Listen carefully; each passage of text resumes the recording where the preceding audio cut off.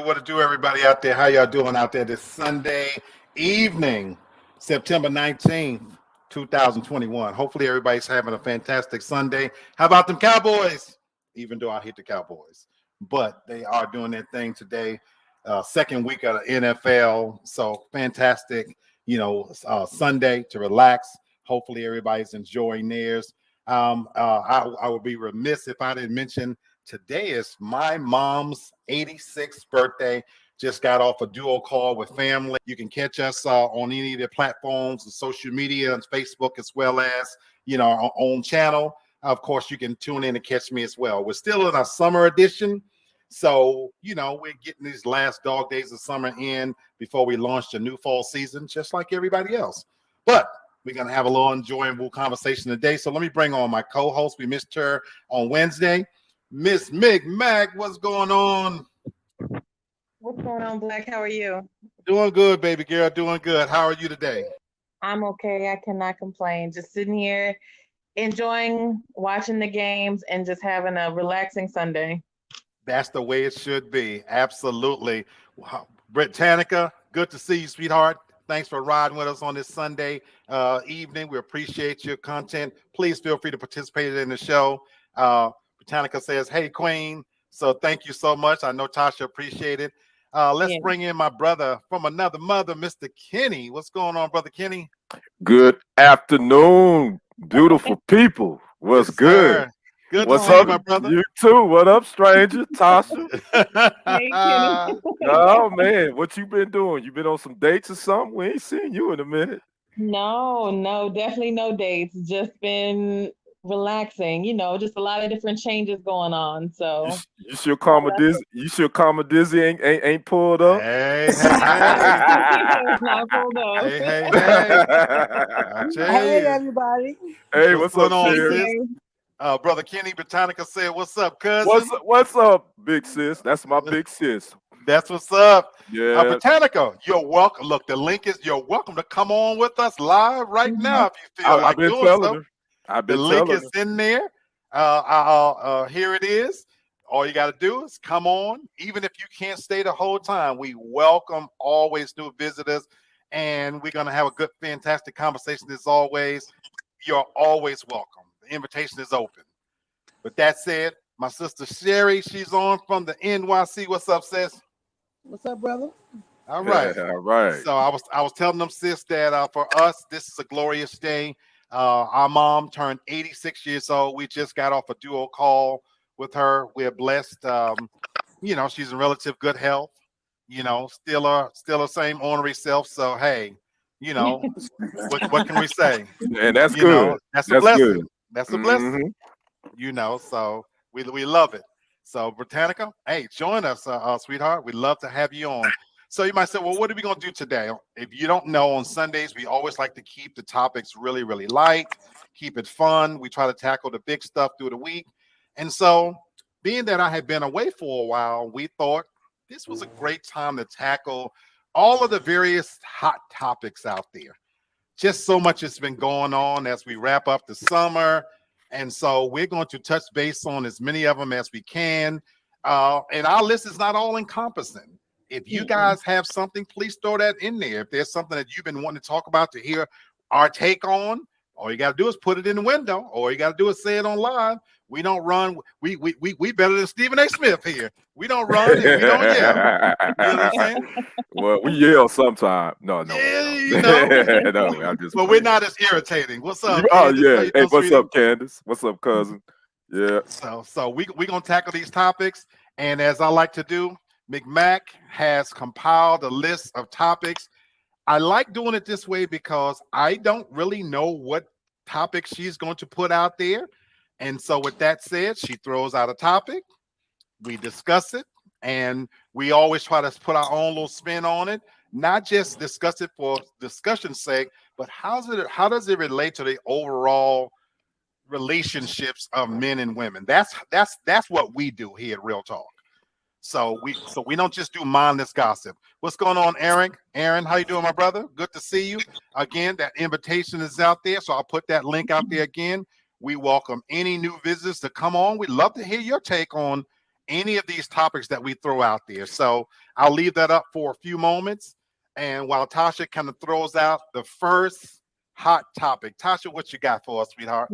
Let's start with Wendy Williams. She has had a lot been going on over the last few weeks, days, and initially she had a breakout, positive of being COVID positive, and then it was shortly announced right after that that she has been, admitted, self-admitted for a psychological evaluation, due to like certain mental health issues, and that she's going to be taking a break basically off of the air for a while.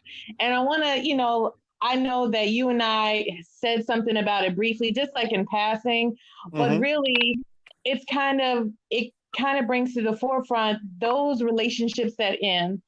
And when you put so much into those relationships and you don't give yourself a chance to really, take a breath, reflect, and being in the public eye, how much it really does take a toll on you.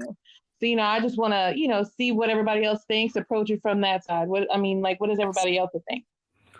Well, I love that, first of all, that you started with her, because Wendy Williams is the queen of hot topics. That's what that's what she does. She's the queen of mean, and this is one of her specialties. And the fact that particularly over this last year, she's made more news because of her personal life, speaks volumes that now she is the subject of hot topics. And as you said, the recent story is that she's been admitted for mental health evaluation.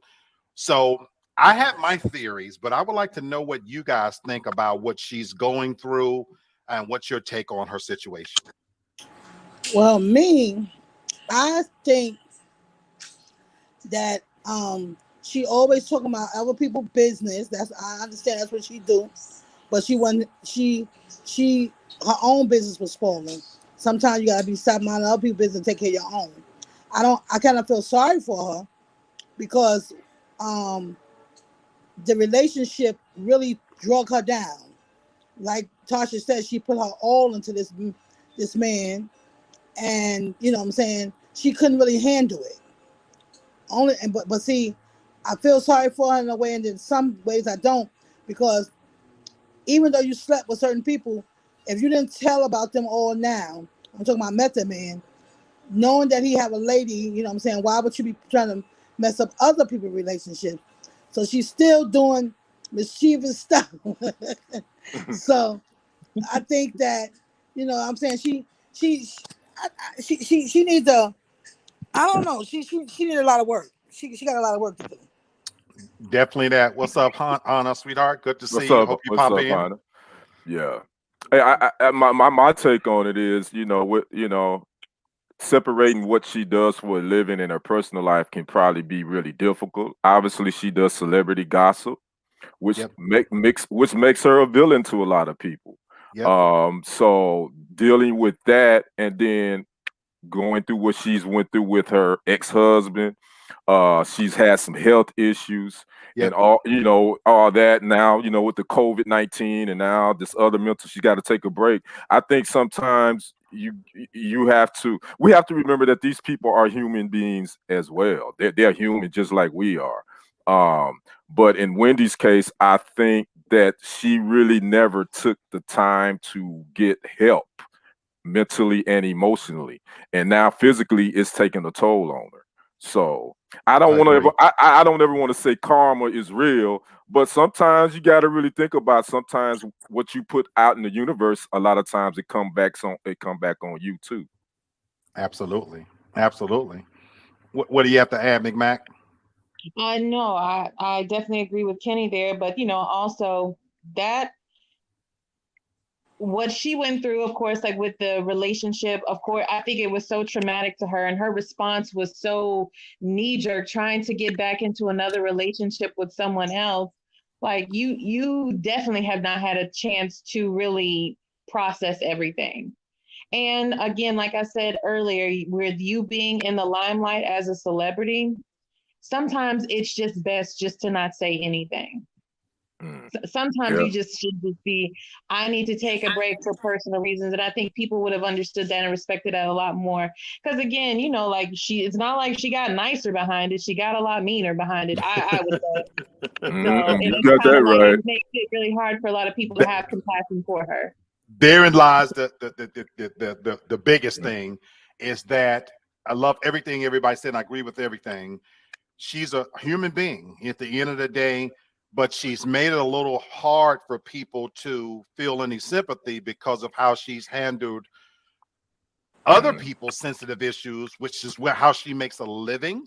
And for the record, she's been doing this ever since radio. So this is not just something she's done from TV. That literally is what she's made her name on.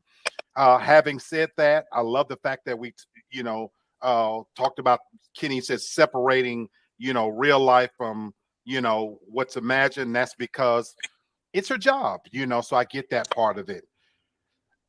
Again, when I look at her situation, I think about it as applies to things we all go to on a regular basis too.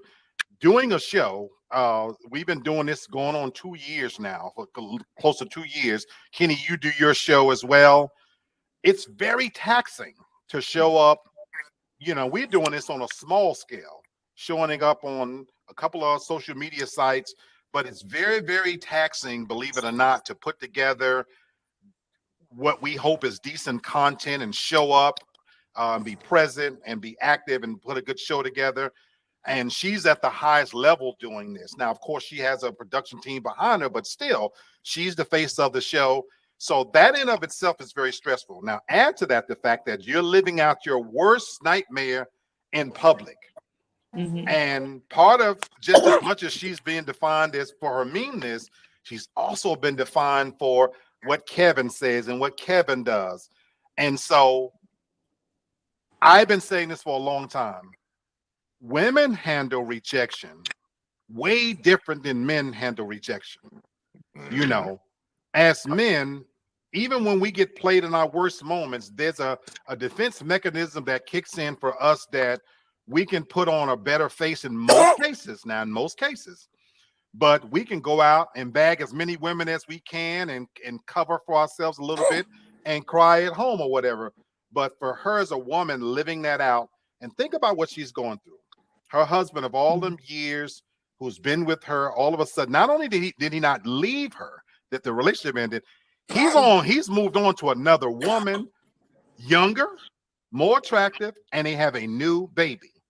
Her one and only child is a grown adult. And so, as you said, Tasha, trying to put on a brave face and move on from that and pretend you're not that good of an actress, sweetheart. Right. And we see that happen a lot of times in real life with relationships where I think sometimes when a relationship ends, people jump into the next best, first available thing, even though it's probably the most unhealthy thing for them, instead of taking some time to heal. Absolutely. Yep. You hit the nail on the head with all that. Big time.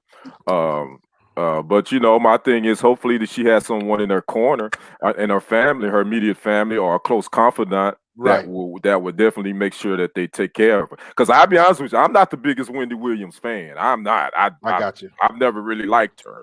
I got you. But with a person going through something like this, man, I kind of see, I'm gonna have some compassion. Absolutely. I'm like, hey, I want her to get well at the end of the day. I do, and I'm actually a fan. Yeah, I've never been a fan of her. I watched her show religiously.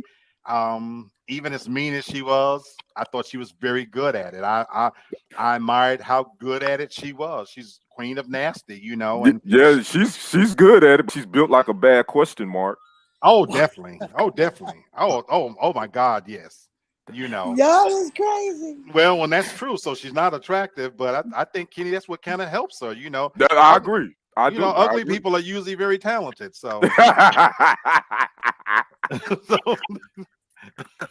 did they have to make up for it? Yeah, speaking of what, you're Flavor Flav, perfect example. Absolutely. Lil Wayne looked like a roach in the face, but he's very talented. So, There you go. we We could go on, but yeah, we could. Tasha, who you got for us next?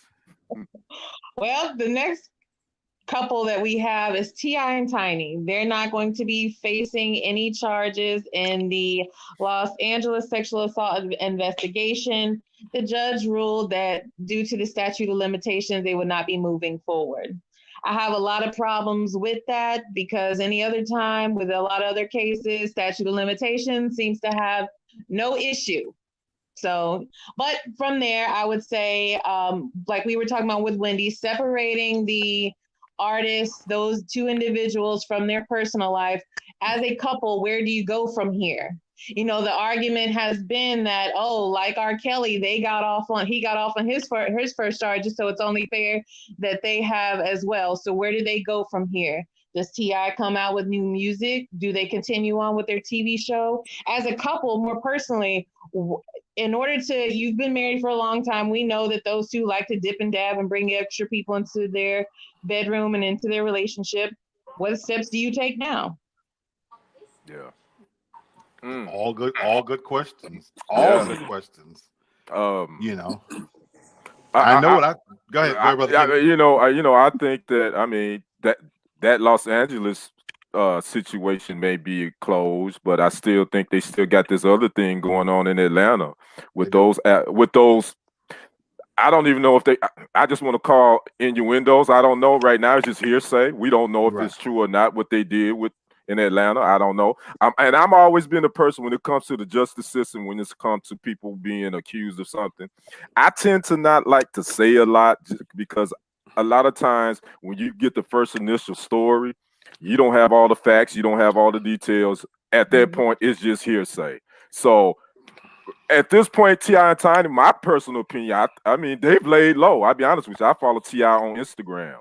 He's not as active on Instagram as he once was prior to these allegations. He's kind of jumping back on there now, but he's not quite as active. And my thing is, you're innocent until proven guilty. That's the way I look at it. That's the way it should be. That's the way it should be. What you say, sis? Well, T.I., he's okay, but I always thought he thought more of himself than he ought to. You understand? And sometimes you know, God brings something in there to knock you a couple of knocks down to let you see, you know what I'm saying, where you know, how you should be dealing with people and yourself as well. And I don't like Kenny said, I don't know if all that stuff is true. I think they're a freaky couple, you know, they be these girls and they be out here doing shit like that. And it doesn't make her look good as a woman to me, you know what I'm saying? Because that's always going to be like a tag on his back. This is what women are going to think of your husband. So she got to think about all that she got to go deal with. You understand? Because at the end of the day, he a man, even though people, you know what I'm saying, but they're not going to look at him like they would her because she allowing this type of stuff to be going on. There's a lot in that. They just too mixy for me. Okay. Too mixy. I like that. Too mixy. I like that. I'm about to steal that one. I'll tell you. That's a New York colloquialism. Okay, got it. I'm stealing that one. Got it. Too mixy. Tasha, what you say? I know you introduced it, but what do you think about this whole thing? This whole thing, I'll just say this. It's just amazing to me who is considered innocent until proven guilty. Everybody else, Bill Cosby, R. Kelly, hell, even Harvey Weinstein, everybody was guilty before anything ever started. And to me, it just smacks of just being hypocritical and all the great hypocrisy in it. Why T.I. and Tiny basically just get like a free break, you know, and no one is dogging them, canceling them, wanting to do anything, not demanding their head like they did everybody else. That is the whole problem with social media and with the whole culture right there. It just makes no sense why we make excuses for some, but we don't demand it just all the way across the board, you know. And for them, I feel like with T.I.'s arrogance, and we know he is, I feel like for him, he's going to come back even worse than what he was. So Oh they wow. could both, this person just stay away, like just stay away. So I'm gonna take it a step further because I agree with you 1,000%. Because that in and of itself is what's wrong, not just with social media, with the whole Me Too campaign. Because you get to pick and choose who you want to penalize and cancel, the cancel culture, and the Me Too campaign. Personally, I like Ti. I I do live right too. here. I live right here in Atlanta. Look, personality-wise, I've always liked him. Yeah, me too. For me personally, he's a little arrogant, but not on the bad side. You know, Trigger Man. He's articulate. He's intelligent. A little bit of jailhouse intelligence in there, but I still like it. I am a fan of his music for the most part. I like him. And then maybe because I'm a freak as well, I like the fact that he's a freak, him and his wife, because Lord knows I've done things as well. But the bigger thing for me when I look at them is what you said, Tosh, is that he was able to strategically, as you said, Kenny, lay a little bit low, and I'm sure that was on the advice of counsel, but he strategically backed away from social media enough to where his head wasn't called for on a pike. Yeah, there were some negative things to it, but to your point, Sherry, I don't think it's necessarily hurt him. Now, will he come back again worse than he was before? I don't know. Will that always follow him around? Probably. But you know what? Chris Brown survived the incident with Rihanna, and he still sells millions of records, which I'm a definitely Chris Brown fan. I think it really does come down to who they want to assassinate, and then it's not just the entertainers themselves. An even bigger hypocrisy is the fact that how they are willing to kill the character of men but not women. Now J-Lo's a hoe. Yeah, that's big. Yeah, that's Taylor big. Swift is a hoe. They got as many marks on their bedpost as anybody else, but nobody says anything about it. Them two ratchet hoes who was rolling around on the floor. What they name? Cardi B and the other one who's Snatch Stink, whatever her name is. They Oh man, you talking about Megan? Yeah, Megan, they brag about how many people they knocked down. You know what I'm saying? What was the Keisha Cole? She had a baby with an underage guy. Nobody says anything about this. She had a child with an underage man, but because it's a woman doing it, they get a pass. We're living in a time now where if you're a woman or if you're part of the gay agenda, it's okay. And don't get on me about, I'm not against women. I'm not even against gays. You know what I'm saying? But I'm just saying, if you're part of the right clique or tribe, then you can skate to and get a pass. And that's what my bigger issue is with it. Because at the end of the day, like you said, Kenny, he's innocent to proven guilty. And for me personally, the stuff he's accused of, I just hate that we as a people, we become a nation of, it's not my fault. Even if it happened 10 years ago and I was a grown ass person. So if you went to this man's mansion and party with him and his wife, you can't convince me that you thought they were some Christian couple that you was going to have tea. At any point you could have. This is just my personal opinion, but you waited and all these things. Look, I'm so glad that all of my catting around is actually done, because I can't tell you how many times nasty, filthy, no goods came through, had a drink, pent their legs clean back behind their ears, didn't drip a drop down their filthy, nasty, no good throat. And all of a sudden now, 10 years later, you want to say somebody took advantage of you. That's just me. Well, okay, so I have a question to this though. Do you think that everything wasn't as hard on T.I. because his wife was involved, because it was him and his wife? What if it had just been him? Do you think it would have been more of that type of smear campaign that we had previously seen? I do. I agree. I think so. I think so. I agree totally with Black. I think when a man is accused of that, they go harder at men than they do at women. I mean, with it just being him and his wife, I think that you don't see the visceral, you don't see the canceling them out like you would if it would have just been just him on his own. And I want to say this too. The thing is, in these situations, it's the accused get all the heat, but the accuser, everybody tends to believe the accuser right off the top.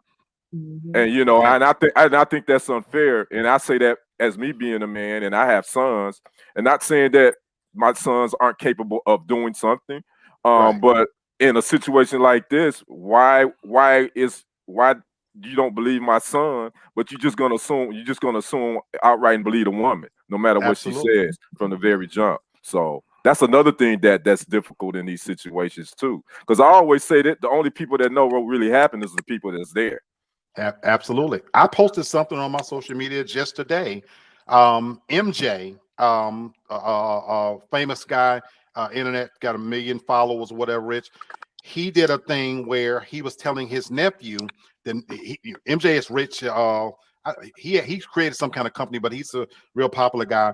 His nephew lives with him in his mansion. His nephew was getting a massage, long story short, and he made the masseuse give the nephew a massage in the living room in full view of him and his friend, and he was telling why. He mentioned that because, I'm paraphrasing, but for African-American men of color, especially brothers of color, that sometimes we're seen as sexual beings even if we aren't. And to your point, Kenny, he didn't want his nephew to be put in a situation where they were in some obscure room. Think about the Deshaun Watson situation. And that it could have been an innocent massage, but then months later, oh, he touched me inappropriately. So he was telling how for men, we have to be very careful not to let ourselves be in a situation with a woman alone. And I've been saying that for a while now. And you really and truly do have to be careful. I spent a good many years in management. Tasha knows this. And when you're counseling a female underling, don't do that by yourself. Don't close that door. Have a person there with you. I was a teacher doing undergrad, and there was many times that knock came on the door, and it was a 17-year-old young girl with a body like a 40-year-old. Oh, can I talk to you? This and that. That door has to stay open. You know, you don't ever want to put yourself in a situation where you can be accused. And mind you, that was 10 years ago. We in a world now where you just can't do it anymore because the benefit of the doubt goes to the accuser. So, Kenny, I wish it was that we're innocent of proven guilty, but now the burden of proof is on you. And the thing about getting accused of something like that, let's say we find out a couple of years from now that all of the charges are dismissed from T.I. and Tiny. The stain on his name never goes away. Right. Yep. It never goes away. There will always be a segment of people that didn't like him anyway because of maybe his personality, his music, whatever, but they're going to always say he got away with it. Because once that accusation goes out there, that genie doesn't get put back in the bottle. Yep. That's right. I agree. What you got next for us? We got someone who's been making a lot of headlines, who always gets the benefit of the doubt, especially here recently in the year 2021, Lil Nas X. Oh boy. So he made quite the waves at the gala and the outfit that he had on. He has recently has a new album out. He's in a new relationship, and his whole media, this way of advertising for this new album has been him giving birth to the album. As far as taking it all the way to where you're in a hospital room, and also you created a baby registry where it is actually has charities on it where people can donate to it, which is okay. Yeah, okay. So the line, how I'm looking at it is the line is we're at the point of no return. I'm sorry. We're just at that point where anything is allowed to go by certain people. By no question, you're hailed as an artist. You get all of these, you get all these special treatments and everything. But if it was anybody else, women would be upset about it, because here you have a man, portraying this and really has no idea what it truly means. To me, Bam. again, it smacks of just being hypocritical all the way across the board of why certain things are allowed to be done by certain people. Very, very nice presentation, how you laid it out. Guys, what do you think? Lil Nas X. I totally agree with everything what Tasha say. I'm gonna be totally honest with you. I pretty much try to stay away from this guy, this conversation, because it's very, people are very serious about this. The one side that supports his stuff, they very hyped, and they will go at you on that. Me personally, man, I just think what we call now as being creative and a genius really isn't that. He's a mediocre artist. I'm just speaking on him as an artist. Right. His music isn't entertaining to me. His artistry or whatever people want to call it, there's nothing creative about that. It's shock value. That's all it is. And they know how to work the system. The game is different. It's about what you can do to push the envelope, and people are gonna say, like, oh, did you see that? Oh, that's so creative. No, it ain't. That's whack. That ain't creative. That's just shock value stuff, man. And then I saw some on social media. It was in a group that says, "What's the difference between Lil Nas X and Prince?" I was hoping you went there. And I'm like, that's totally that's comparing apples to potatoes. Those totally different. First of all, Prince was an artist. He's a producer. He's a musician, and he was a writer. Lil Nas X ain't none of that. So I'm trying to figure out what were you trying to say? Yeah, Prince, he showed his booty.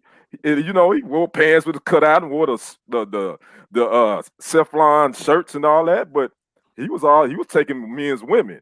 He wasn't. As far as I know, his sexuality, he dug women. Now here, my thing is, as far as a person's sexuality, Lil Nas X, you can do what you do. I ain't got a problem with your sexuality.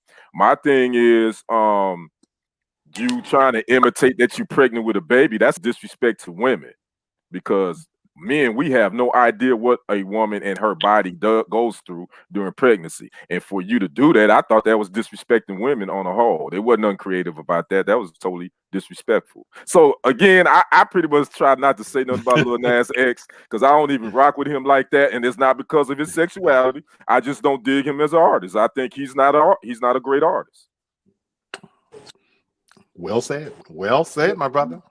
Well said. Sis, where you stand on Lil Nas X? Brother, you don't even want to hear me. I just think this is a perfect example of the world when it became to be today. I don't like nothing that he stand for. He looked disgusted. He disgusts me. He's sick, shaking around in little booty shorts, pumping up, acting like he fucking devils and all kind of. He is the devil himself. He disgusts me. He need a good beating across his back, and then maybe he'll get a woman. I don't like nothing about him. What really disgusts me is funny because kids love his songs, and it's disgusting. I wouldn't let my child listen to it if I had a young child, because what are you teaching them? I don't see no type of nothing. It just disgusts me. I don't have much to say about it. Oh, I will interject this, Sherry. So specifically to what you just said to your last point about the kids thing, he did an interview with the Breakfast Club, and they specifically addressed that. And his whole thing is it's not his job to police your kids, to make sure to monitor your kids. He does not make music for the children. So now we are literally living in the age of no accountability. No one is responsible for anything anymore. Even though, yes, where that may not be your target demographic, that is who is consuming your product that's putting out there. So you are responsible for that. Very, very well said. And these record labels need to be held accountable too. We don't talk about that though. But anyway. Which again, Tasha says that's where we're at. There is no accountability. So I'm gonna add this to it, and I'm gonna start where you said, Kenny. this is a dangerous, dangerous topic. And I had to really, I always have to really temper my words and be careful because of the world we live in. And I am on social media. Mhm. And this is one of those subjects that you Yep. could lose your job. Yep. You could lose your job. You're right. You're Make exactly no right. mistake about that. Something you could say could go viral enough to where if it's on the wrong side of this issue, you could lose your job. Make no mistake about that. So what I'm going to say, I'm always going to keep it real and honest, and but of course I want to be careful with it and everything. So let me start by saying this, because there's so many doors to this for me. Now, while I'm not a fan of his music, that's me personally. I happen to be a 53-year-old male. Anybody who knows me, I'm old school R&B. So before you come at me with me singling him out, I don't like any of the stuff that's on the radio now. So let's start there. Let's start there. There might be 5 artists that's current whose music I kind of listen to. I don't get none of it, just so you know. And I'm gonna come back to that in a second. So I'm not a fan of his music.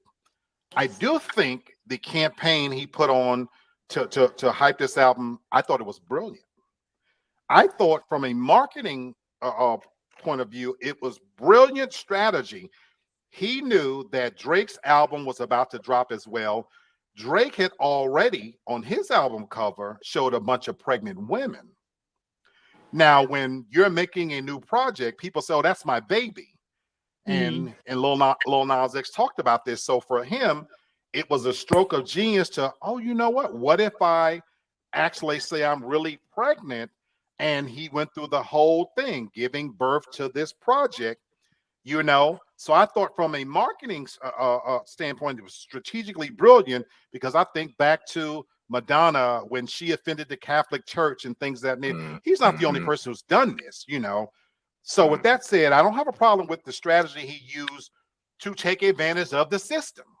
I don't have a problem with that whatsoever. Having said that, now my problem starts there in it to where you guys lifted off.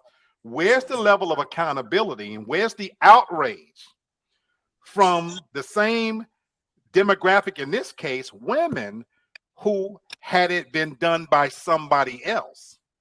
Because that's where you would have been yelling the loudest of what you guys said, that how can a man express what it's like to be pregnant? And that's insensitive to women, and even portraying that. Once again, when you pick and choose which sides of the fight you want to get on, it screams of hypocrisy. Now, his sexual preference, could care less about that whatsoever. I've said this a million times. And so if this part needs to go viral, if you're not messing with children, old people, or animals, I don't care what you do behind closed doors. You can swing from the chandeliers. And even from a scriptural perspective, I'm not one to single out homosexuality as some greater sin than stealing, lying, beating your wife, cheating on your taxes. A sin is a sin is a sin, and we all sin. I'm not God. I'm not sitting in that seat. I'm not a fan of his music per se. Now, with that said, I'm going to say this, and like you, Kenny, I'm going to try to leave it alone here. The one major problem I have on the subject of homosexuality, not the person, the subject is, if you want others to respect your view of your choice, and your whole message is one of tolerance, why are you the most intolerant people when it comes to people who disagree with your choices? Because it should go both ways. If you want me to accept you and all you are, and all the many different flavors as how you see yourself, part of that acceptance has to be accepting those people who don't agree with your choices. That's the thing I want to get across. So if someone says that I don't agree with your agenda, I don't agree with your choices, what's the difference? And that same person saying, well, I think you should buy a house instead of living in an apartment. We are not all meant to think alike, to march to the same drummer. All I'm asking is that that same level of tolerance you're asking for others to show you, show some of it as well when people don't agree with you, your lifestyle, your choices, or whatever. That's okay. And don't go for their head at that point. That don't mean they evil. They don't mean they hate all gay people. That don't mean they homophobic. It just means they might not like you, and that's okay. Right. Very well said. Yep. Because that's Well the said. truth. Yep. Opinions are that whether or not you agree with it, whether or not it may be as extreme to one side or the other, people are entitled to feel however they feel. Absolutely. Well, and Black, the really good point that you made about being a heterosexual man or woman, we have to be very careful on how we speak on homosexuality, because we're gonna either be labeled as a gay basher, or we're gonna get canceled, or we're gonna be like, you're not open minded, and it's not even about, we can, I don't hate anybody. I mean, I don't agree with the lifestyle. I mean, I have family members that's homosexual and I love them just dearly. They my family. So, but you do have to be careful what you post and what you say when you're heterosexual, talking about homosexuality, and then specifically talking about Lil Nas X, who is in the music industry and has came out and said he was on, and that's cool. But as a heterosexual, we can't say that we don't like it. If we do, guess what? Everybody coming for us. Everybody. They're coming for your head. And so for that reason, it's his time. I realize I need to step aside, because you know what I thought about? I'm gonna say this last thing. I was literally thinking about this the other day. Because my mom's it turned 86 today, and I was thinking to myself, oh my God.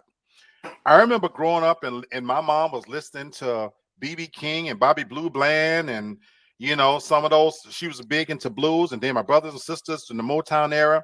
And I started laughing one day, and I was thinking, I wonder what she thought when me and Sherry came along and we was playing Soul Sonic 4s. Yes, right. And when rap was the light, whatever. I can imagine what she was thinking. What in the hell are they listening to? Because for her, that had to be complete garbage.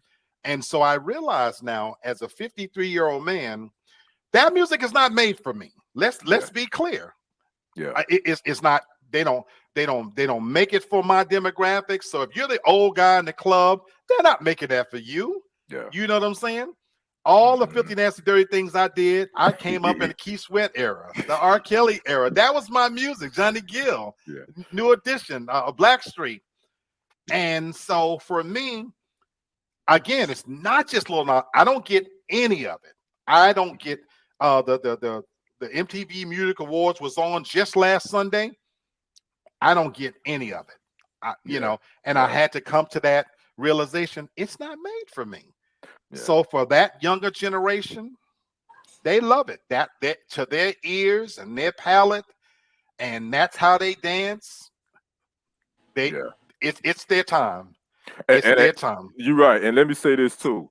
I think the artists now do have an easier time of being able to come out. Because let's go and be honest. Remember Little Richard. Everybody knew Little Richard was homosexual, but during the time of music and the eras then, it was really not cool for Luther Vandross to come out. I was just thinking about him too. So I would say this: I respect these artists now that can come out and live their truth. Absolutely. I don't necessarily have to like your music, which most of them I don't. But George Michael was another one that I just thought about.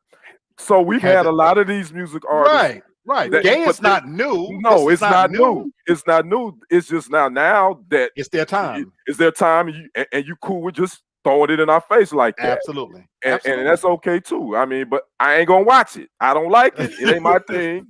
So do you live your Kenny? truth, I watch it because I'm an opinionated SOB, and I watch everything. Yeah. That's just who I am. So that's the reason why I do watch it. But yeah, and that's why I said his strategy in releasing an album, I thought was brilliant. Bravo, young man. Bravo. Yeah, bravo. Tasha, what you got for us next? Well, since y'all were talking about music, Rolling Stones a few days ago they compiled a list of the top 500 songs of all time. Mm. They Ooh-wee. made some shakeups. They changed how they, how everything was selected. So I'll tell you this, voters were asked to submit ranked ballots listing their 50 favorite songs of all time. Okay. Votes were tabulated with the highest ranked songs on each list receiving 300 points, second to 90, and so on, all the way down to 44 points for number 50. More than 4,000 songs received at least one vote. I want to read to you the list of the top 10 songs of all times of what was selected. And I do want to point out, I tried to go through and I looked at everything. I will tell you, and at least the top 20, Michael Jackson was not listed. Okay. So Wow. The number one song of all time was Aretha Franklin's Respect. Okay. Number 2, Public Enemy, Fight the Power. Number 3, Sam Cooke, A Change Is Gonna Come. Number 4, Bob Dylan, Like a Rolling Stone. Number 5, Nirvana, Smells Like Teen Spirit. Number 6, Marvin Gaye, What's Going On. Number 7, The Beatles, Strawberry Fields Forever. Number 8, Missy Elliott, Get Your Freak On. Number 9, Fleetwood Mac's Dreams. And number 10, Outkast, Hey Ya.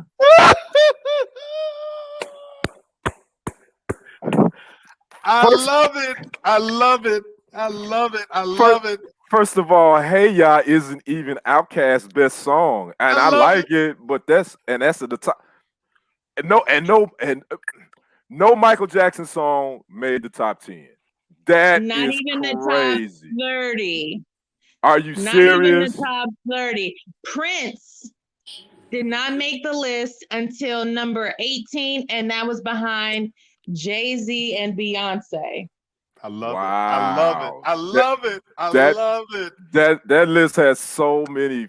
It has so many flaws in it. Just listening to, I mean, I can't argue the Queen of Soul, Aretha Franklin, Respect. I mean, I could see that. I can somewhat see that. Maybe being number one, but I would say Marvin Gaye, What's Going On, to me is a little low. That is one of that song changed a whole generation. What we were going through at that time in America, the Vietnam War and all the other stuff that was happening. That song is timeless. I mean, that song, you play that song today, it's still talking about the stuff we're dealing with right now. So, absolutely. But the Rolling Stone magazine, right? That's right, Tasha. Yep. Yeah, they got that. Yeah, they got that list wrong.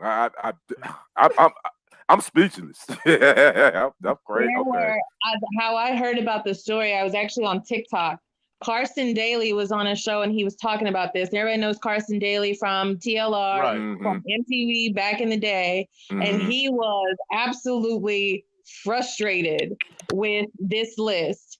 And again, we're not talking about the artist specifically. We're not saying that there's anything wrong with them. Yes, music is subjective. Our lists are all going to look differently. However, when you make a list and title it the 500 greatest songs of all time, it should really reflect that of all time. Yeah. There were people in the list. Lizzo made the list. Megan Thee Stallion made the list. Cardi B made the list. Kanye had a lot of songs on there that made the list. Like one of his songs was like number 500. And again, it's a lot of artists that I would name before I would ever get to any of them. Ever. Yeah, I'm with you on that, Tasha. Okay. Wow. And again, I know it had nothing to do with relationships, but I thought it was so interesting. No, but it does. No, but it does. Yes, it does. Because that's where I'm coming. That's where I'm coming. Go ahead, sis. I can say it's a typical case of, personal opinion. Because some people, like you just said, might like a person, some might don't. Some like coffee, some like tea.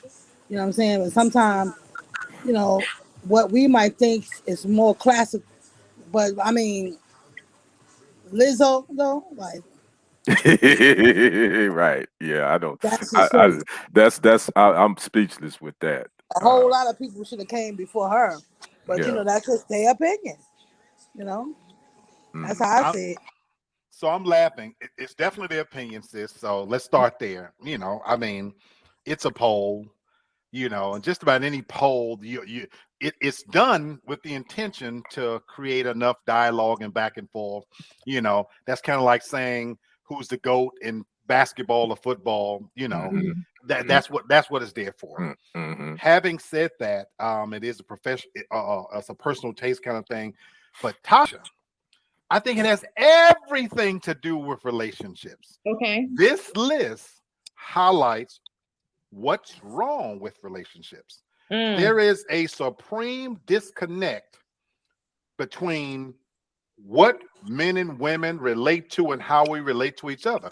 Kenny, you talked about what's going on, and you brought up how we reflected a time when the Vietnam War and things like that. I dare you, anybody to poll this current generation, they probably don't know what the Vietnam was, what it was about, when it started, when it ended.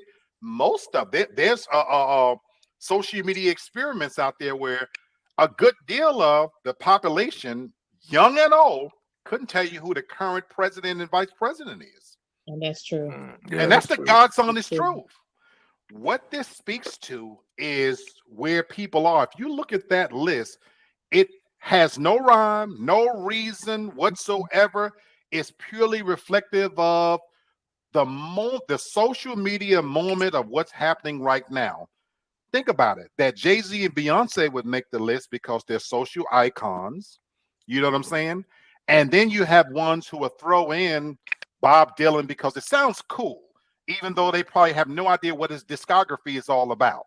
You know what I'm saying? Nirvana. Yeah. Thank you. Right. What does it say that a Michael Jackson doesn't even really make the list in any kind of top fashion? But we also live in a world where Taylor Swift and other artists have more Grammys than he does now. And they're breaking. What does it say that Drake has more #1 hits than Elvis Presley and Michael Jackson and Prince? What does it say that other artists who haven't even been out 5 years are lauded and applauded and celebrated more than Whitney Houston, Mariah Carey, Aretha Franklin? And in case you're thinking I'm just naming black people, white singers as well. Nobody ever talks about Frank Sinatra, Dean Martin, some of these true icons because they couldn't tell you what their music is all about. And so when you look at a list like that, for me, it speaks everything about this very first show that we did on Real Talk Real World was called Men Are From Mars and Men Are From Mars and Women Are From Venus. Right. There is such a wide chasm. Kenny, you say all the time, can we just get back to loving each other and treating each other well? Well, that's how far the gap is, folks, that even if I met a nice woman right now, we're so far apart on something as simple as musical taste. Tasha, how many times have you dated somebody, your last dating relationship, and watching YouTube videos, and the guy didn't even know who some of these R&B singers were? And so how do you go ahead, sweetheart. Go ahead, sweetheart. I was going to say that I was so disappointed. Damn. I was so disappointed. I watched the game. Damn. I'm peeping over there too. Disappointed with his taste in music. And we had this discussion. I lived in a time to where when you got in the car with your parents, you had to listen to whatever that they were listening to. You got exposed to it. It taught you a lot more. It may even make you want to go and find out more about that artist. The guy I did, like when I was dating him, he didn't even know who George Michael was. And that bothered me. Like that seriously bothered me. What do you listen to? And it really does make it difficult to be with with people. And what does it say that a love song today is Chris Brown's "Let's Go Crazy"? That's what they make love to. Oh, yeah, you're right. You know what I'm saying? A love song to them Yeah. It's complete. Kenny, we are the same age group, my brother. And Mhm. when we think about setting the mood and when you get to the music part, I can't tell you how many times that here I go trying to put on some Johnny Gill or whatnot, and that went completely over her head. That what are you putting on here? Yeah, she tried to You hit know, some. She because tried to if hit it some ain't wet the bed. You know, some wet no, the bed by that's Chris love music Brown. for them. That's You what know, they want to hear. Yeah, for sure. that's how far the Yeah. disconnect is. That even on something as simple, what should be simple, because when we think of music, we associate life events with music. That's why, Kenny, you brought up Vietnam, and I know we've all had these conversations before. I can tell you when I hear Secret Lovers and what it meant to me and who I was dating at the time and seeing at the time, and Caravan of Love, and and songs like that, it meant something. Something. Yeah, You know what man. I mean? Yes, sir. The songs that come out now, they have a shelf life of about 4 weeks, of Yep. about 1 month. Mr. Funky Dude says in the last 20 years since the internet blew up, music has become a way larger playing ground. Award shows like the Grammys are now just industry promotions. I agree. Absolutely. I agree with that. Absolutely. You're absolutely right. He goes on to say there's no way to give awards to all the styles of music out there. And while I agree with you 1,000%, Mr. Funky Dude, it does an injustice to real music, in my opinion, though. That's Because right. It does. You're right. Yep. go ahead, Brother Kenny. And that's why we have to have separate music shows. Just like this list that Tasha just listed. This is from the Rolling Stone magazine. Let's be honest. Right. The Rolling Right. Stone is gonna get they're looking at it from their lens. So you probably not gonna have a lot of some of the great black artists that's on there. Perfect example for me. I'm a Temptation baby. My mother loved the Temptations. I was actually named after her favorite Temptation, Eddie Kendricks. She just dropped the Wow, S. wow. So my mother listened to the Temptations when I was in her womb. So Temptations is my favorite group of all time, favorite male group of all That's time. what's up. And I guarantee you the Temptations probably wasn't even on this Rolling Stones list. No. And They made it to, like, it was in the top 100. Wow. But Wow. they changed the game. They were They a did. Motown legend. Motown. Anyway, so hold on, yeah. hold on. Before you even get there, every real true group is based off of the Temptations and how they moved. Yes, sir. So people aren't doing their history. The synchronicity, the precision, the style of Temptations. That's what made a group. That's what the Jacksons was born out of that. Right. You know what I'm saying? They were the epitome of what a group should sound like, look like, move like. They were the standard. They were the standard. Mr. Funky said, what's real music, though? Isn't it just the music we grew up with? Didn't our parents say the same about our music? Yeah, we already addressed that. Yeah, our parents I did. talked Yeah. about that a little earlier, and that's why, Mr. Funky Dude, you raised some great questions. And I'll just say this on there because we ain't gonna detour too far. But I'm leaving room for the fact that that's why I said earlier, it's not made for us. Right. Because I'm sure my mother, that's why I said earlier, when we were listening to rap, probably thought, oh my God, this is garbage. The difference, though, is when you put what's real music, for me, if I'm defining real music, it has to be more, though, than just something that has a shelf life of 4 weeks. And if so, I'm gonna say it this way for you, Mr. Funky Dude. We're not going to argue over this because it's just like talking about politics to a certain extent. If you and I can't come to any kind of understanding of basic foundation, then we're always going to see a different way. Because if you believe, Mr. Funky Dude, that Lizzo makes real music, we'll never. That's okay. Right, that's okay. Just so you know. Right. And I want to invite you on here to share your feeling. But I'm just saying, what's put out now is not even real music. It's made for this generation. So I acknowledge that. But it doesn't mean anything. They've robbed from real music. They don't play their own instruments. The lyrics aren't talking about anything. So unless we can establish that part, then we're always going to be so far apart. So I'm gonna leave it at that part in the sense that I get it's not made for me. But if you're telling me that, and thank you for laughing. So this He funky, he said, said, I he feel said, you. he said, I feel you. And he And laughing he because laughing I'm out hoping loud. I'm making my Okay, points without, I gotcha. don't want to drown out anybody's opinions, but I'm just saying I don't consider the music that's made today is not even meant to stand the test of time. It's not even written with the intent to stand the test of time, but that's what makes this great. And yeah, he said, thank you for, and that's why, again, I welcome anybody's opinion, but I just think it speaks to where we are. The hodgepodge of that list is where we are and how disconnected we are. Because I'm gonna say this last thing on that. Kenny, you talked about your mom listening to music while you was in the womb and then naming you, not only naming you after her favorite group, but introducing you to your. Does that happen anymore, group? No. Is music passed down not. anymore from Probably generation? not. That therein lies the disconnect.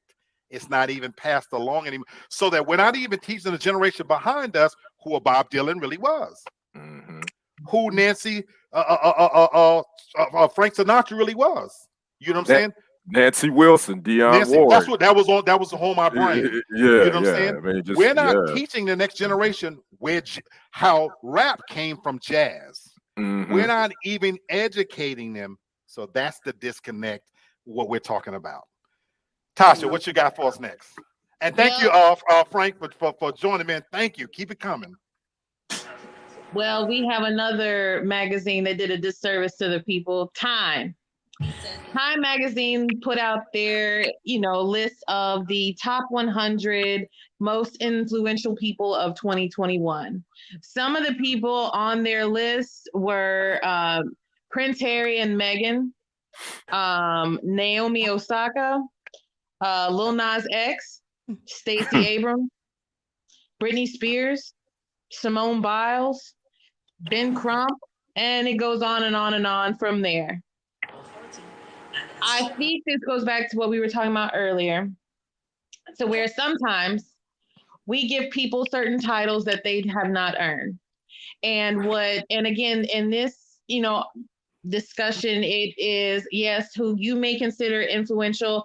I don't. And I don't consider some of the people on the list, they may have been influential, but it wasn't for the right reasons. So that's what I, wanted to say about that. Absolutely. And Mr. Funky dude, you raised the best question before we even get to that. How does one define influential? It is a community of leaders whose energy and commitment we hope inspires others to spring into action as well. It features extraordinary leaders from around the world working to build a better future. Now, with that definition, give me some of the people that made the top list again.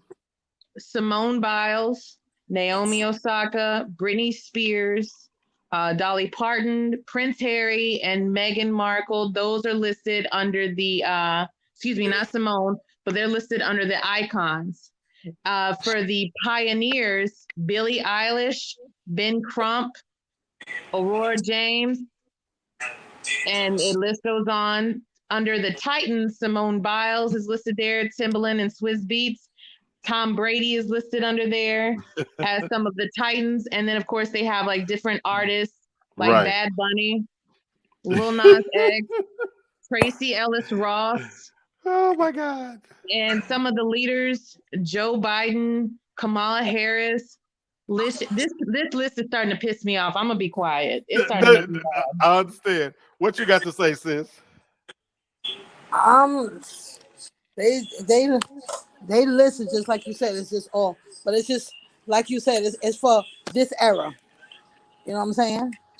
So I don't got much to say because the people that they pick, some of them couldn't even influence me to open the door. Like I listen. Okay. Kenny, she was going through some of the lists real quickly. And she was even breaking down some of the categories of influential and Titans and this and that. And I don't know, do you want her to read that again for you briefly? No, because I heard the first of it. Okay. I mean, Okay. who did they say was the most influential? Did they have a number one, or is just they were listing, just putting They kind of people in? categorize them, it seems like. Oh, Categorize them of who is, okay. like listed in each category, but that doesn't. Just know Tom that Brady didn't is play a Tom part. Brady is a Titan. Oh, he's a Titan, huh? Okay. Jada Pinkett Smith is listed under an innovator, so let's just Okay. This is giving let's you just put that some there. idea. Simone Biles and Billie Eilish. Just saying. I mean, I always try to look at. I wish I would know who the people that compiled this list, just Right. because you need to see their demographic, their age, their True. where they're coming from, because it's all subjective. Correct. Far as most influential people in 2021. First of all, I definitely wouldn't have put Prince Harry and Meghan on there. I mean, I don't know how they made that list. Far as Tom Brady, I don't know how he made this list either, because I mean, he won a Super Bowl. No disrespect, I think he's one of the GOATs, but Yes. he's not influential. I mean, my thing is, if you're influential, you're bringing about a change. You're making a change in humanity, in the world, or whatever. That's those people are the people I would call influential. Simone Biles, Naomi Osaka. I mean, I think they showed the light on. They brought the light to mental health for athletes. That being in the limelight as a young athlete, that's a lot of pressure. So they brought the education on that. But I mean, to me, this is the most influential list, and I take it or leave it, whatever. What you say, Tasha? I don't know whose life that they're saying that they influenced. They didn't influence. Were they in the news of the most? Okay, let's say that. Were they the most popular for 2021? Let's say that. But from what I can see here in the information, it was the time journalists from across different continents, different time zones compiled this list. Again, I define someone influential a way different, and definitely in a more positive way. None of them had an impact on my life. I don't care about any of them. Like, none of them made an impact on my life. They were a story to talk about, but that was it. They were trending. That's the word now. That's the word now. So if they trending, then yeah, they important. So that's what that is. Or they go, or you go viral. Yeah, now you're. And that's why I wanted to show this comment again, that the word influential can be substituted with most talked about, all of the terms you're talking about, what's trending, what went viral, So as you said, Brother Kenny, the list is subjective. So I'm not even going to get into that part of it. What disturbs me is how they say, don't shoot the messenger? I'm shooting the messenger. In this case, I'm shooting the messenger because this came from Time magazine. Now, for me, if this was the Inquirer, wouldn't bother me one bit. But Time magazine is considered a respected source. This is the same source that's been around for decades, where when they put on their cover who's the most influential person and the man of the year and this and that, it's supposed to mean something. So we talked earlier about accountability. Where's the credibility now?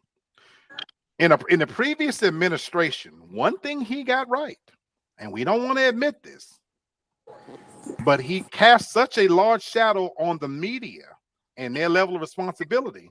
Now, he did it for his own selfish purposes, maybe. He did, you're right. But he wasn't wrong. He wasn't wrong.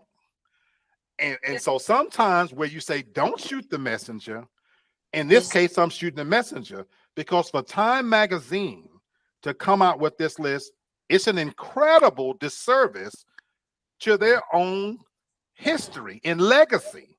Because for me now, you've lost all credibility with me. That you would put in print a list of people that's simply trending, that they did not truly impact the world in any meaningful way. Like you said, Tasha, show me how Billie Eilish, no disrespect to Billie Eilish, changed anybody's life for real. And even somebody like a Simone Biles or whatever, while you may have brought attention to mental health and this and that, blah, blah, blah, what did you really do to advance that cause in a meaningful way to make change? Because before you put them up there, where's Colin Kaepernick? I'm gonna stop there. So again, for me, I'm shooting a messenger in this case, because what it smacks of is that you sold your soul to sell magazines. And that I don't respect at all. Stay consistent. Stay consistent. And for me, the standard should be the standard, and it shouldn't bend. Because once you start bending the standard now, you're just another rag. Mm-hmm. That's You know, facts. Yeah. You're just another rag. What's going on, Brother Joseph? We've been Hey, missing what's you, up, brother. Joseph? Yeah, Good to come see on you. back. We've Yeah. been missing you on the show. Yes, Big sir. Matt, we got about time for 2 more good ones in there. Bring us to the next topic. Oh, okay. So, back in August, Marlon Wayans, he did an interview, I believe. Yeah, he did an interview, and in that interview, he discussed why he never married and the reasons why he never married. His main reason for not getting married, he said, was because he knew that his mom needed him. And he said, women sometimes want to battle for your attention. They want to battle for your love. They want to be the one. Me and my mama share the same birthday. I'm not trying to hear you. Now, we have discussed mama's boys in relationships. Yes, we have. And how healthy, unhealthy, how problematic that this can be, but for him, you were honest up front about it, about not wanting to enter into a marriage, and any woman that you were in a relationship with, they knew how you felt about that. But let's really let's talk about that. Let's have that conversation, because if it were the other way around, if it was a woman saying that about her dad, would it be as well received, or would she be considered spoiled? You raise a good question. Which for me, first, I would ask you two ladies, and I wish we had more viewers asking, because we are taught, especially in the African American community, how we put our moms on pedestals. So let's be clear about that first. You only get one mama, and we know that. Do you think, as women, that that's applaudable, that a man would think so highly of his mom that he would make the sacrifice not to give himself in marriage because his mom needs him? Well, I don't see that, because first of all, there's nothing wrong with loving your mother to the max. There's nothing wrong with that.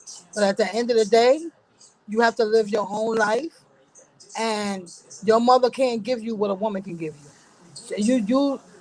You should want to have a separate relationship. You can't love your mother in that type of way. I think it's a bunch of bullshit. If you excuse me, but I think it's a bunch of bullshit, because I think he got a little sugar in his tank any motherfucker. Like that. He played to me again. He always singing around. Listen, I think that's just a built-in excuse, because he don't want no motherfucking woman. He want a man, and that's my opinion. Woo. Okay. Hot take. That's a hot take right there. What you say, McMack? I will say this. What happened to you when you were younger that made you come to this realization? Was there an incident that caused you to feel this way? Because again, yes, the mothers are very important. They are there for your emotional identity and to bring you up. To me, you stunt yourself emotionally, your emotional growth, by not taking what you were supposed to have learned and using that with another woman. You're limiting yourself. Why are you putting yourself in this box and not wanting to be open to anyone else? Now, his mother has passed, right? Yeah, she passed. Yeah. Exactly. So it's like, where do you go from here? Do you think now at this age you're really going to be able to have a successful long-term marriage with another woman? Good question. Good question. I want you to consider this. Brother Kenny, before you answer, Joseph says she had other kids. What was he doing that the other siblings were not doing? Very good question. And Mr. Funky Dude came on back and brought up a good point as well. He talked about how it plays into misogynistic territories. It's the idea that a man should take care of his mom because she's a woman. Whereas if a woman said that about her father, he would be seen as weak. What do you think, Kenny? To speak on Marlon's situation, and let me say this: I'm a mama's boy. My brother and I were mama's boys, but not the typical mama's boys that most women think. Let me lay that out here. But to speak on Marlon's situation, my problem is, number one, I think he has 2 or 3. I think he has 2 children with the mother of his children, who he was with for like 14, 15 years. So I get what you're saying, but one of which is trans. But go ahead. Okay, got you. See, I didn't know that. So my thing is, I respect. I mean, I can get where you're coming from, but why? I mean, if I'm assuming the mother of his children was cool with that, and she understood it, but most women ain't cool with being with you 14 years, and they want to be married. So I don't know how he maneuvered that, but that's beside the point. But his logic, I just don't. I think you're losing out. You're missing out on life. Mama wants, when you grow up, it's time to leave the nest. Mama wants you to go and be successful and find love and love a woman and love her as you love your mother. I get that. But to say that you didn't want to have to be married because you didn't want to have a wife that you feel like that would compete with your mom. I don't know that logic. I mean, I just don't understand that. Just say that you don't want to be married, bro. Just say that you ain't trying to be in no relationship. You don't want to be married. You know what I'm saying? You still, and keep it moving. That's the way I look at it. I love it because that's where I agree with. So Joseph, let me say this. As you know, the Wayans family is huge. Huge. Like the 10 of them. And he's the youngest. Exactly. Yeah, he's the youngest. Right. So to you ask a great question that of all her kids, what were you doing that was so special that your older brothers and sisters didn't feel the same need to do those things, And you might say, well, why did I bring up the fact that his daughter is trans or whatever? Because I'm going where Kenny ended on that. I think sometimes it's so much easier for people to, in hindsight, go back and try to change history to explain the decisions that they've made in life. What a lot of you in the audience may not know is they were raised Jehovah's Witnesses. So let's start there. Now, as a Jehovah's Witness, I know all too well the belief system and what that's all about and things of that nature. And I can tell you this. Hello? Let me mute her. She went dark and I think it's having a conversation. But anyway, one of the things that the Bible even talks about is it, especially amongst Jehovah's Witness faith, is it highlights completely how a man will leave his mother and his father to stick with his wife. It actually encourages you to be independent of your parents, especially within the bounds of marriage. So to Mr. Funky's point, it is misogynistic. To, in hindsight, now that your mom is not here to defend your view that you somehow didn't never get married because you was so loyal to take care of her as if she couldn't take care of herself. Now, she raised all of those kids. Most of you guys are highly successful. So I think I could argue the fact that she wasn't living in poverty. We didn't hear any reports of where you guys left her destitute. I'm sure you took care of her, gave her the things she wanted, needed, or whatever. So what were you doing that was so special that, Mama, I'm not going to get married because I'm going to stick with you?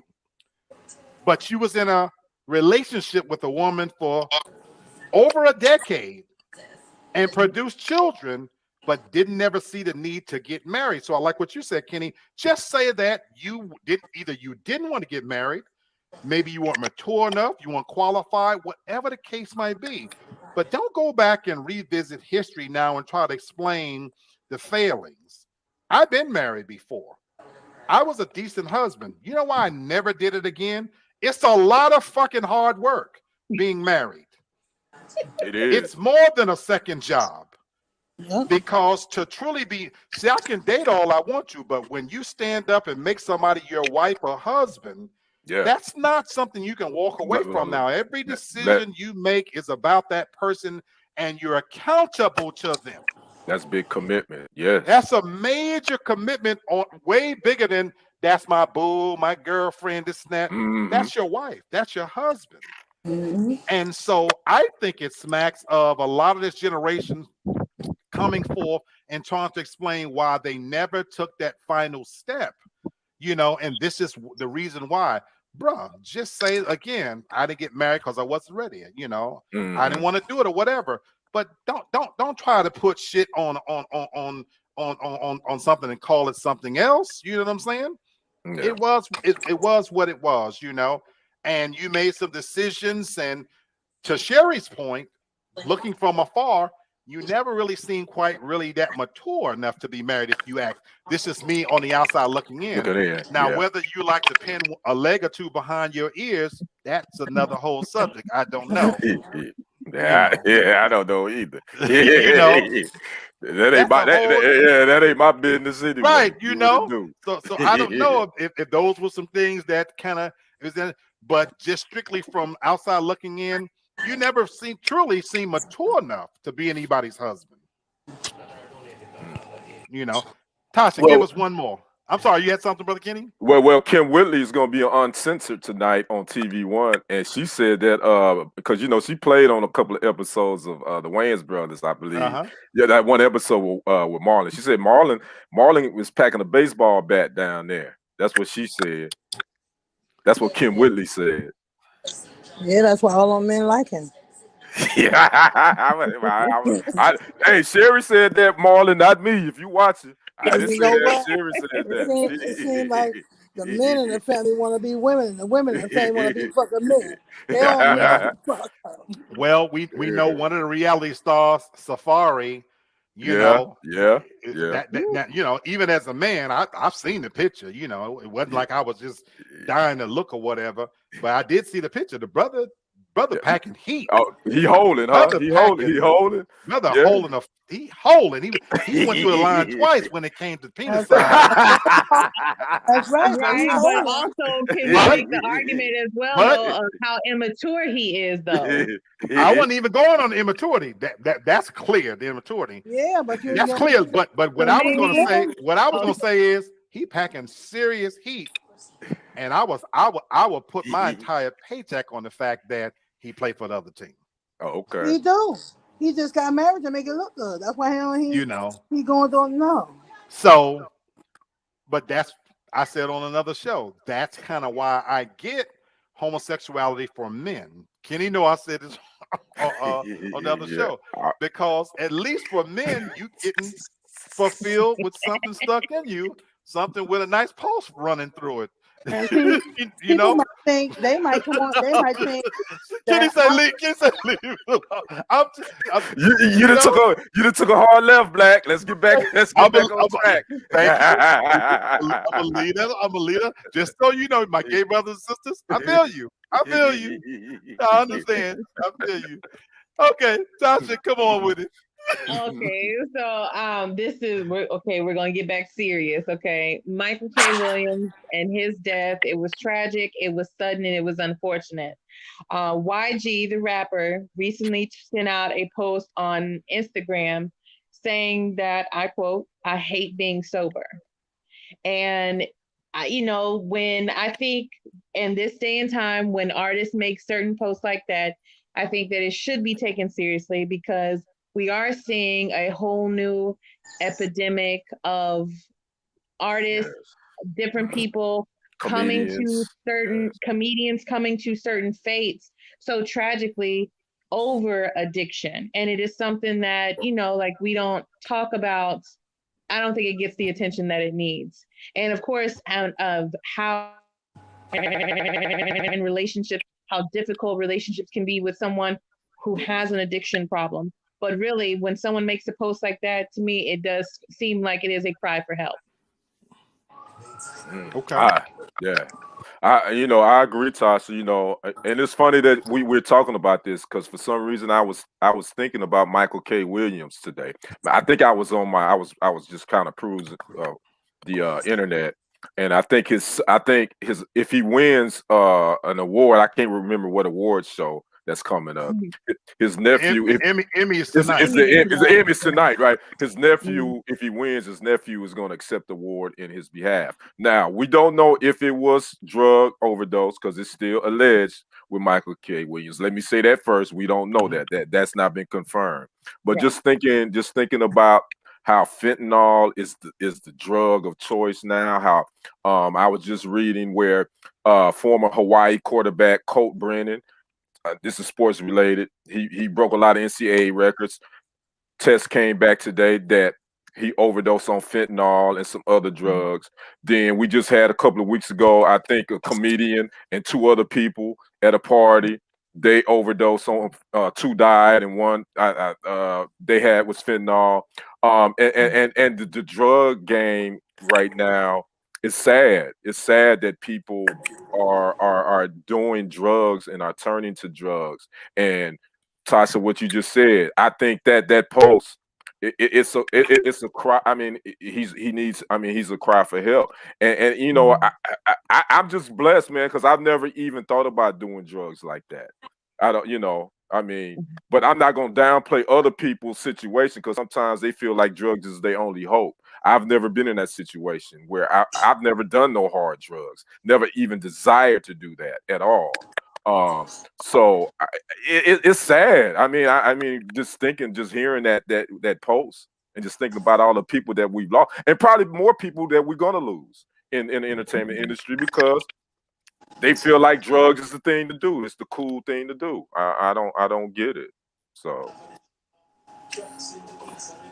What do you say about this whole issue, sis? Michael K. Williams OD'd, and the idea that somebody would say, talk about sobriety. What do you think about that? I think it is something to take serious. I think his family members need to get together with him and see what's going on with him and see if he have any type of addiction or something, and maybe give him an intervention type of thing, something.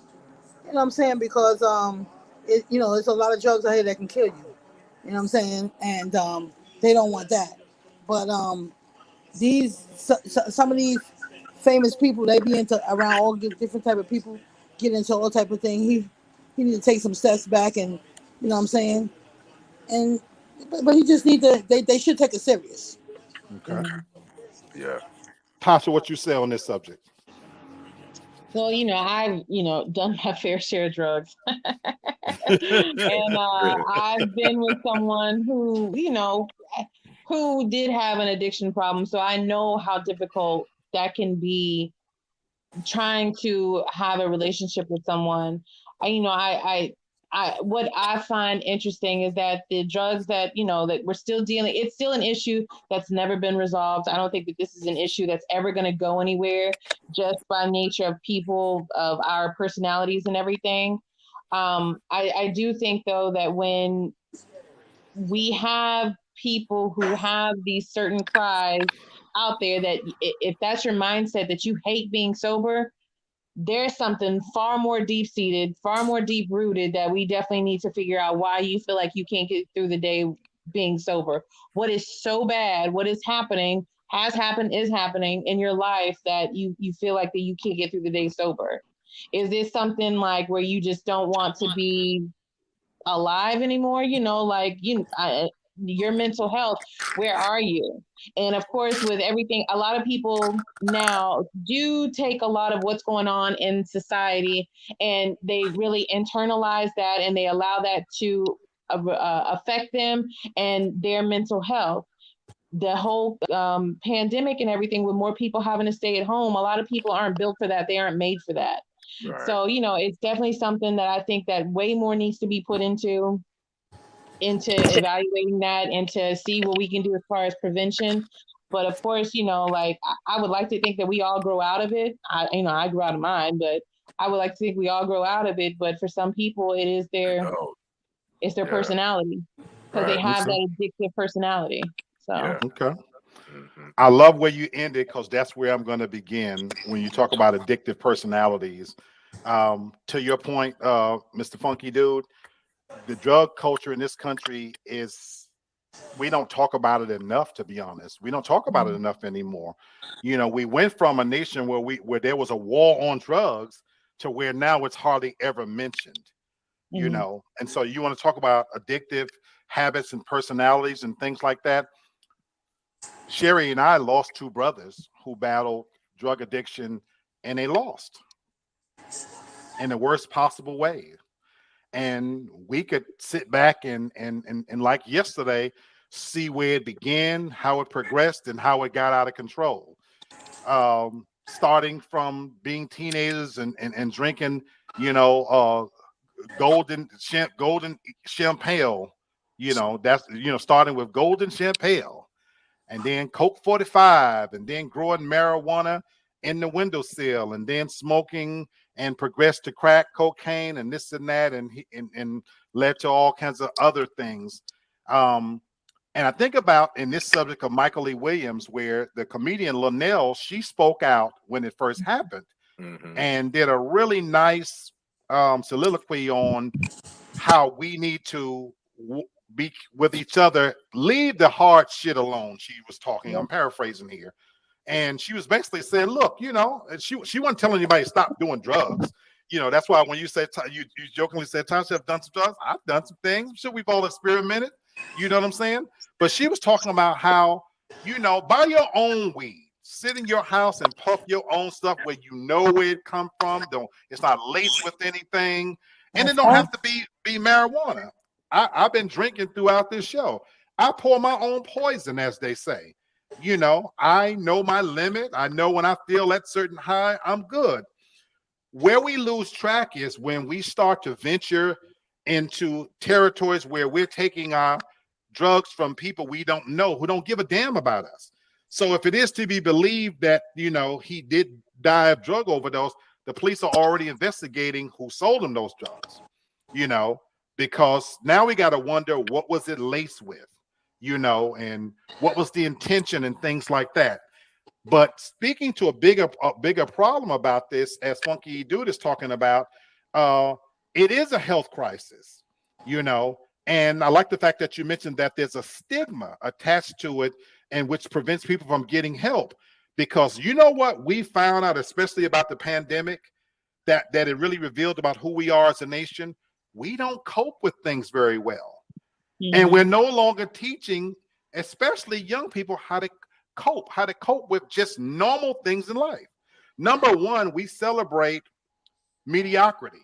So when somebody goes on social media and say, well, I took my kids to school today. Bravo, bravo. Well, that's what you're supposed to do. Man, it's been a rough week. I worked all week. That's what you're supposed to do.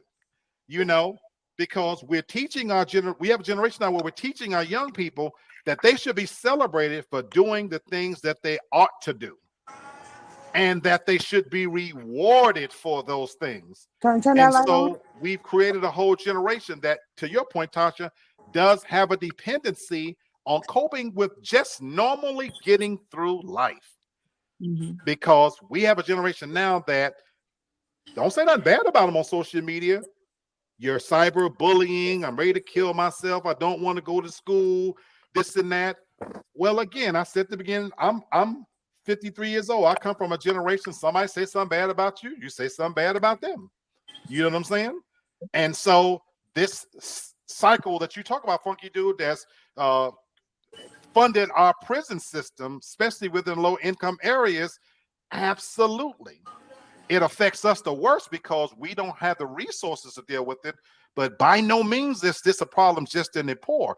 There's just as many rich kids and privileged kids that are taking their own lives or addicted to things. And guess what? In their cases, because they have too much. Because there's also simultaneously, we've created a generation of entitlement, where young people are given everything, and the power of the word no doesn't apply anymore. And so when I see a sad case like Michael Lee Williams, somebody who was rich, famous, it's reported his net worth is $5 million. His career was certainly on the upswing. What does it say that he died alone on a funky floor, in the words of Denzel Washington in the movie Equalizer? He died alone on a funky floor. Yeah. Why? So that's what Lunel was talking about. So I'll end the show by saying this. We definitely should get back to a place where if you're not going to seek help for your issues, please, by all means, find yourself a good friend, a good family member, somebody who give a damn. Talk to them. Before you make some of these decisions, like Lunel says, look, I'm not the police of behavior. I'm not that. I'm never going to be that guy. So you want to have a smoke or drink in your house? Be careful what you do. Know your limits, but surround yourself with some good people. Kenny, Tasha, myself, we all live alone. We have to be cognizant of the fact that we're telling people what we're going through, because I tell you what, I'm in a pretty nice place, but I damn sure don't want to die on this nice floor by myself. Right. So before I get to that place, I talk to people when I'm going through something, and let them know what I'm going through, so that somebody maybe could talk me off that ledge, you know what I'm saying, and help me to get through the day, and I can cope by talking it through. And yes, we should normalize therapy and not make it a thing of stigma. Right. It should become something we talk about more and more. Thank you, Mr. Funky Dude. Absolutely. But even if that's something that you're not ready to do, that's what true friendship is for. We're not talking about posting your every waking moment on social media. Let's get back to a place where we pick up the phone and call somebody, call a friend, and say, I just need to talk. And as a friend, if you get that call, it doesn't mean you can solve their problem all the time. Sometimes shut the hell up and just listen and be there for the person. Exactly. So that was our last topic. Anybody else want to add any last thing? Can we have some a little bit light? I don't want to go out on that, boy. That was heavy. Kenny said he don't want to end on that note. Tasha, you got one more that's on a lighter note? Yeah, that was kind of heavy. Okay, we'll go out on a lighter note. Because even Funky Dude says, wait, you want to die with someone else on the floor with you? No, I don't want to die at all, dude. Right. But I'm saying, I got these nice hardwood floors, and if I'm going to die, I want to be on top of somebody, knee deep in it, and then I'll go there. You want to be like Mr. in Color Purple. Absolutely. I'm going down these nice floors. I want to be knee deep in something, not by myself. Tasha, give us one something on a positive note. Okay, let's talk about this. Rick Ross's son just had a birthday, and for his birthday, Rick Ross felt that it was important for his 16-year-old's birthday to receive a Wingstop franchise. Where I understand, yes, you want to create generational wealth. Let's be very clear, and let's just be very honest about this. Do you really think as a celebrity child that they're going to take that seriously? Or is this just something that they're just going to just have attached to their name so that they just have it whenever they reach that age of when they decide if they ever want to start working or actually really want to start building their own wealth? Or are they just going to live off of their parents? What do you all think? I love it. I love this more than the video that we saw with Boosie throwing his 13-year-old a birthday party and he giving them 5 G's. And the reason why I love it, you're right, Tasha, and you ready to probably that 16-year-old, he's probably not going to take this serious. But what I would, as a father, if I'm able to do that, I'm going to teach you business, son. And he may not get it at 16. He probably won't understand it, but son, this is your legacy. I'm giving you something that you can start with. By the time that young man's turned 21, he should get it. If I'm pouring into him as his father. That's the key. I have to continue to pour into him and tell him how important it is for you. This is your business, son. This is what you need to do. I need you to take some business courses. You got to know how to run a business. You got to know how to be this guy. So, me personally, I love it. I think that's the best gift you can give your son or daughter. Give them their own business and can continue to pour into them. All right. Sherry, what you say? I agree with everything Kenny said. I agree with that. I mean, but only thing, if I had the means though, I wouldn't have gave a 16-year-old, and maybe 21-year-old, something like that, but not 16 because they mind just they it's very playful. They Okay. I mean, even though they can learn, you understand? Now, if anything, if I would have gave him something like that, I would have gave it to him and said, well, son, this yours, but you got to work you up to being the manager. And I would have made him, learn work ethics or something like that. But, it's a lot of ways to do that, but it wasn't a bad thing. You know what I'm saying? Because I agree with you, Kenny. It wasn't like he just handed him like $5,000 and think, oh, this is how it can come. You have to see all the footwork of how you go through dealing with a business and the whole nine. I think he was a little young for it, but, it wasn't. Let me answer Mr. Funky Dude. He's saying that he don't think Wingstop has a chance. Let me tell you this, Funky Dude. Chicken ain't going nowhere. People gonna be frying chicken and selling chicken till this earth is gone. And it could be a chicken shortage. Believe me, chicken franchises ain't going nowhere, my man. So anyway, go ahead, Tasha. People gonna eat chicken. I don't expect anything from. To me, this just smacks of just a celebrity, just a stunt. For celebrities, when they give their kids presents and things like that, whoop-de-fucking do. I don't expect your son to even have this franchise any longer. I think honestly what's going to happen is he's going to live off of your name. He's going to want to be in the music industry. He's going to want to do something that's closer aligned to that. Having businesses on the side, I don't expect him to fully take it seriously. That's my problem with these celebrities is like with their kids, I don't expect anything out of them. I don't expect them to contribute to the world and to the real day-to-day life. I don't expect that out of them.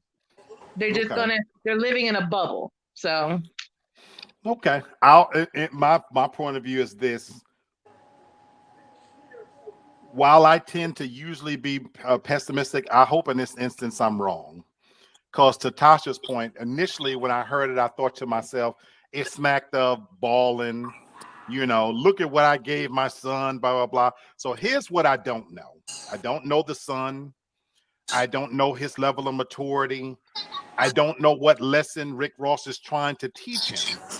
And although I could easily assume that it is smacking of celebrity and whatnot, and to Mr. Funky Dude's point of view, whether the franchise is successful or not, if the intention is to teach his son about respecting money and about business, then I'm all for it. Because what we don't see enough of is we certainly don't educate our young people about money, respecting money, especially when they're rich.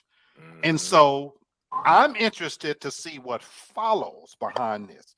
Because to your point, Brother Kenny, rather than opening up your social media to show that you can give your son 10 stacks and wrapping a big fancy Jeep with a bow and giving it to him, if the intention is to, even whether it's a great franchise or not, to teach him that I'm going to give you something that is going to teach you about how to be responsible about money and what that means, and to make a earnest living and to learn some business principles, then I'm all for that. And I'm all for it if it means giving him something and allowing him to see what it means to succeed or fail. Because what we do too much, rich or poor, is we give kids things with no level of accountability. mm-hmm. And that is the bigger issue for me, is that so the boss, as they call him, if your intention is to teach this young person that here is a business, I'm going to show you how to work your way through this, what it means, because while we go eat chicken and we go in and out, if you're going to show him what it takes to run that business so that that young person knows now that, oh, money doesn't grow on trees. Oh, this is a real working class behind this. Oh my God, this is what it takes to make this successful. Then that could be a great, great thing. So I'm interested to see what he's going to do with it now that he's got it. Because if it just turns into your point, Tasha, of a publicity stunt, you've actually done more harm than good then. Yeah. You know, so I'm going to reserve judgment right now, you know, because I hope that the intent was to not just give our kids something. You got the P. Diddy's and the Jay-Z's, Jay-Z's daughter, they're applauding her for being the youngest Grammy winner and the youngest this and the youngest that. Show me, talk to me when she really does something, when she really accomplishes something on her own. Because just getting a writing credit because your mama made the song and now you get an award for it, Yeah. I'm not impressed by that.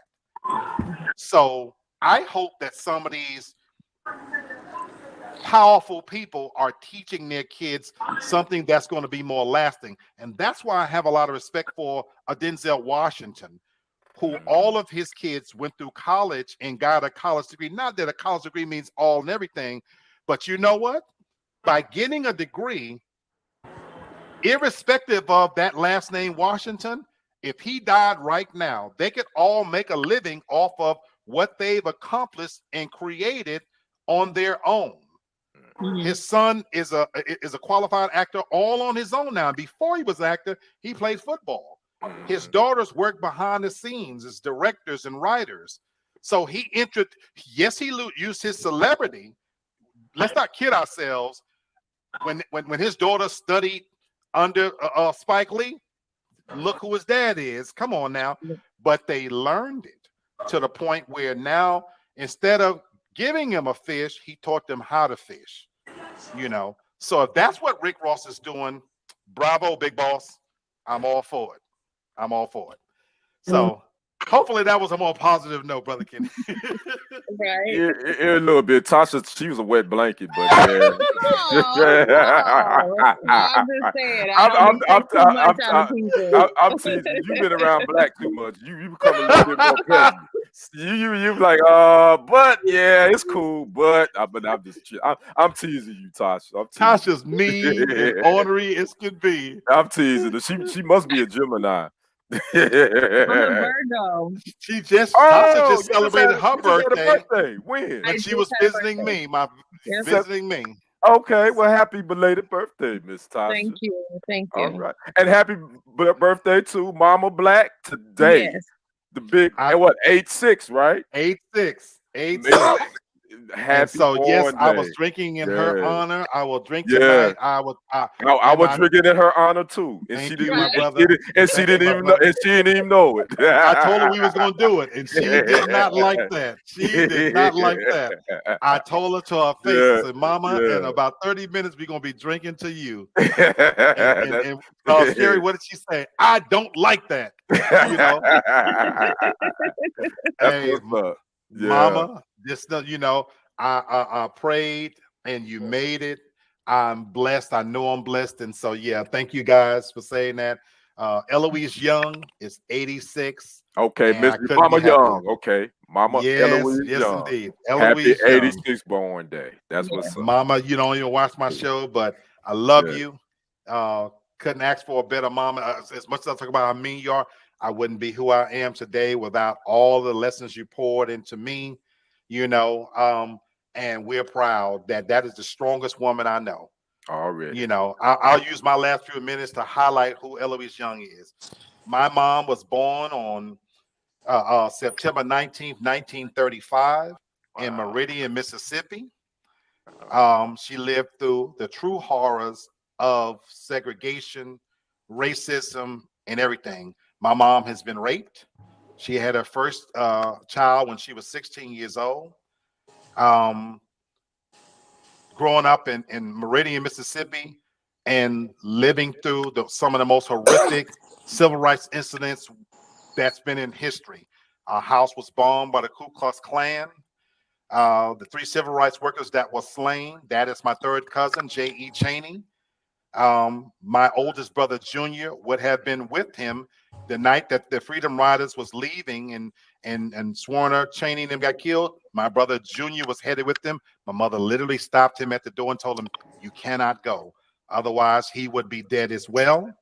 If you've seen the movie Mississippi Burning, the aftermath at that time and what they did to Black people in Mississippi and the terror that they lived through, that is how my family ended up in New York City. And even in New York City, we didn't ride into New York City on no magic carpet ride. My mom brought us up in a tenement, and for many years we lived through no heat, no hot water, rat-infested buildings. For us, moving into the projects was a step up. My mom raised all of us without a father being there. So she was mom and pop. She cleaned houses and for a living, working in domestic capacity. If you've seen the movie The Help, that is what my mom lived through, and it was nowhere near as glamorous as that movie made it seem. Sure wasn't, because I had to be cleaning. Working in households where the head of the house was constantly trying to rape you and molest you. That's what that was like. Getting off at night and having to get from that neighborhood back to your side of town, being a young, attractive woman and hiding behind trees and stuff because you was in the wrong neighborhood. That's what that really was like. And so I say again, my mom is the strongest woman I know. 2 of her sons, my brother Al and Paul, they had premature death from drugs, crack addiction, HIV, AIDS, and death. And my mom is still standing.